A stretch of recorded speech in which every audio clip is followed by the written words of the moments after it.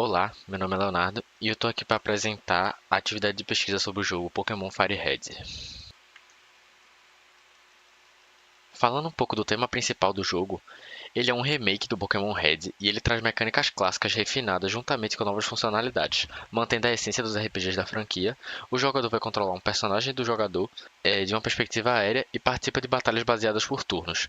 Ao longo do jogo, o jogador captura Pokémons para usar nas batalhas e seu objetivo é montar um time com 6 Pokémons para enfrentar os outros ginásios da região e em seguida enfrentar os 4 melhores treinadores da região, a Elite Four, e se tornar um Mestre Pokémon.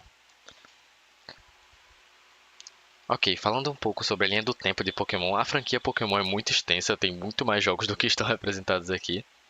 Mas dos jogos de RPG, a gente tem o início dos jogos, começaram com Pokémon Red e Blue de 1998. Todas as datas de lançamento desses jogos estão representadas nos Estados Unidos, então 1998 nos Estados Unidos e etc. Eu vou falar sobre o Pokémon Fire Red, lançado em 2004, mas é importante entender por que os jogos de Pokémon têm dois jogos.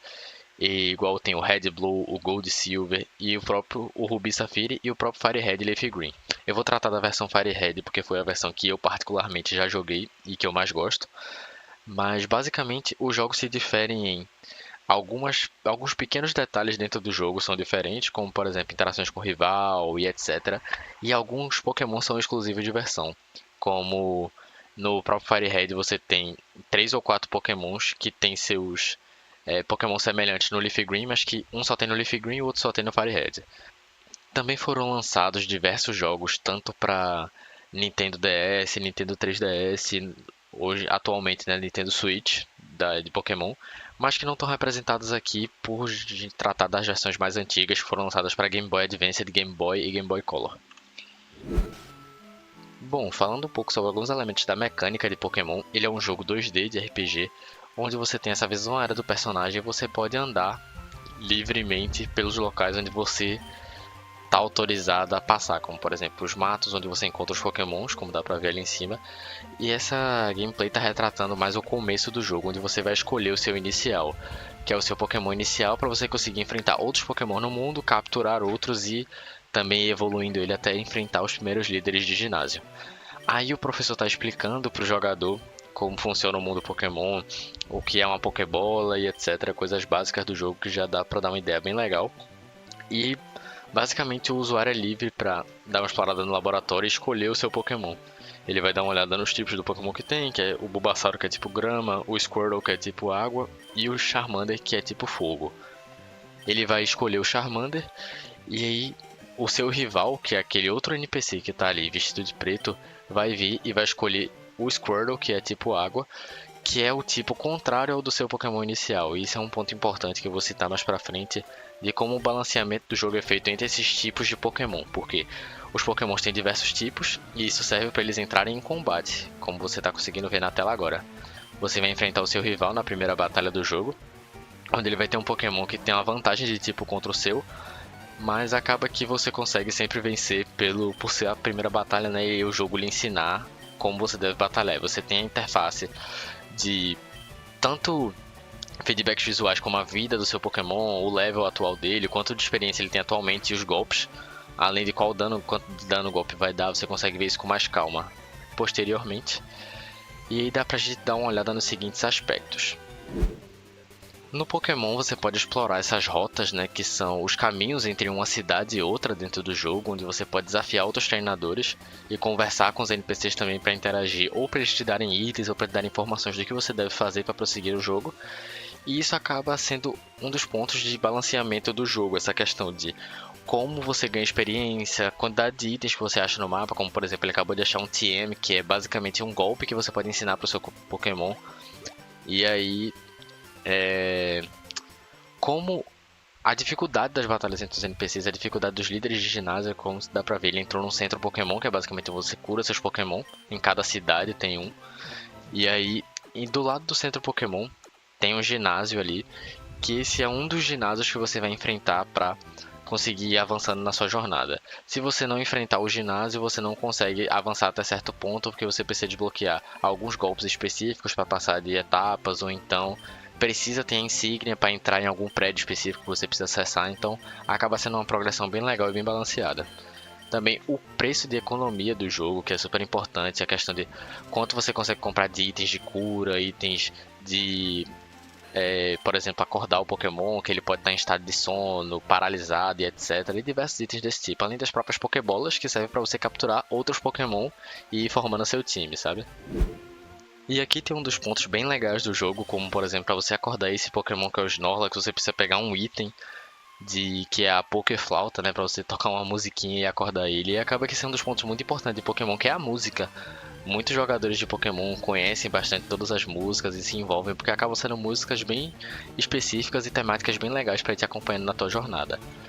E aí isso dá pra gente ver um pouco de como funciona o sistema de captura do jogo, onde ele vai entrar em batalha com um Pokémon selvagem, né, que não tem dono. Caso ele tenha um treinador próprio, ele não pode ser capturado, mas aí ele vai atacar o Pokémon até certo ponto em que ele tenha pouco HP para ficar mais fácil de capturar ele. Quanto menos HP, mais provável é que você consiga capturar o Pokémon com sua Pokébola, gastando o mínimo de Pokébolas possíveis. E aí ele vai entrar nesse processo de batalha e vai esperar o momento certo para jogar a Pokébola e tentar capturar ele. Existem também diversos tipos de Pokébola, como dá pra ver, como a Pokéball, a Great Ball, a Ultra Ball também, que cada Pokébola tem mais chance de capturar o Pokémon, como você pode ver ele soltou, né, da Pokébola, não foi capturado. E aí são mecânicas bem legais que vão acrescentando muito ao jogo. E aqui, como dá pra ver, ele passa um tempinho lutando com o Pokémon selvagem para conseguir capturar ele. E até dá pra ver alguns feedbacks visuais, como embaixo do nome dos Pokémons tem essa tag SLP, que significa que o Pokémon tá dormindo e ele acaba não conseguindo atacar algumas vezes. Mas agora ele finalmente conseguiu capturar o Snorlax e aí o Pokémon vai entrar no time dele, ele consegue acessar, ter esse feedback dentro da equipe de quais Pokémons ele tá carregando no momento e quais ele quer usar primeiramente, qual vai ser o Pokémon que ele vai atacar. E acaba sendo um sistema bem legal e bem divertido de você conseguir interagir com os Pokémon selvagens e também com outros treinadores da região, como dá pra ver os NPCs e outras coisas. Sobre o tempo de jogo de Pokémon, a campanha principal você vai levar cerca de 25 a 30 horas para completar o jogo, derrotar os 8 ginásios e em seguida derrotar a Elite Four, né? A média é essa. E aí, para completar toda a Pokédex 100% é estimado de 40 a 60 horas ou mais, dependendo de quanto tempo você demorar para achar cada Pokémon. Existem alguns Pokémon que são bem raros de serem encontrados.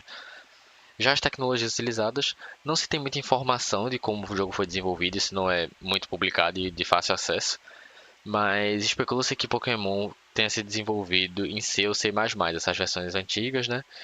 E as primeiras versões tinham rumores de até em Assembly, mas não foi confirmado. E basicamente essa imagem representa o dispositivo que foi lançado para o Game Boy Advance para você conseguir fazer a conexão com outros aparelhos e conseguir fazer trocas, interagir com outros jogadores sem precisar você conectar um cabo diretamente. Já foi uma tecnologia bem legal que o jogo utilizava.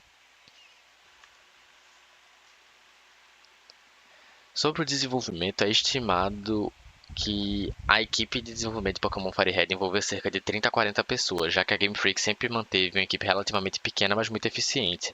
O tamanho exato da equipe de desenvolvimento não é amplamente documentado de maneira específica, então acaba sendo um pouco difícil encontrar essa informação exata, mas é mais ou menos isso que a galera estima pela política da Game Freak, como o jogo foi desenvolvido e etc. Sobre o custo de desenvolvimento, o jogo não foi amplamente divulgado pela Nintendo no lançamento, mas Pokémon sempre foi uma das séries de maior sucesso da Nintendo. Então é razoável supor que o custo dele tenha sido modesto em comparação com outros jogos grandes da Nintendo, como The Legend of Zelda ou Super Mario. E esse custo está mais ou menos estimado em 5 a 10 milhões de dólares, considerando que foi um dos jogos de remake de um título anterior, com os gráficos aprimorados e algumas mecânicas novas, né, como eu já falei. E o desenvolvimento para Game Boy Advance tinha custos relativamente baixos em comparação com outras plataformas mais avançadas dos dias atuais ou até da época mesmo. E é isso. Muito obrigado e boa sorte na sua jornada como mestre Pokémon.